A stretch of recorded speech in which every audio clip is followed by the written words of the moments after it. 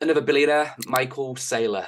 I think Craig called him the biggest loser in history on my podcast. What's Uh, your take? he is actually. So, objectively, so if you go back to the .com crash, MicroStrategy was a big .com company, made a ton of money very quickly, and they're in like the data intelligence industry.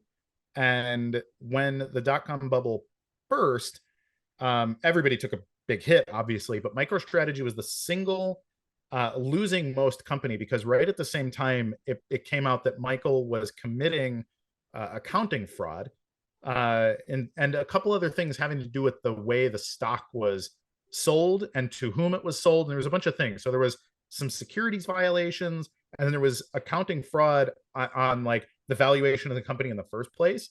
And so Michael was forced to pay both fines and restitution personally, and then MicroStrategy had to do the same thing. And so I think it was right around $14 billion that MicroStrategy lost in one day.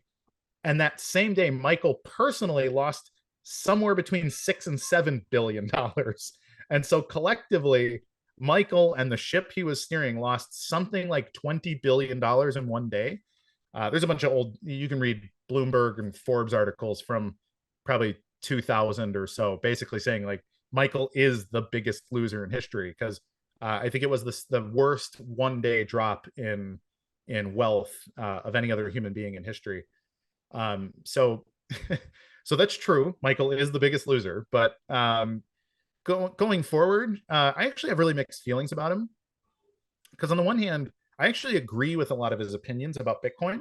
I think he really likes Bitcoin conceptually as a system for a lot of the same reasons I do. What I don't understand is why he doesn't see the problems with BTC the way that um, it's undermined by its own governance and some of these other problems because he sees Bitcoin for what it can change about the world. But I don't either he doesn't know or he doesn't understand why a lot of his beliefs about Bitcoin do not apply to BTC anymore. And so I kind of can't tell is he a fool or is he pretending to be a fool in that regard? And so um, I guess we'll see. But he is a known fraud, so it doesn't bode well for his reputation on that point.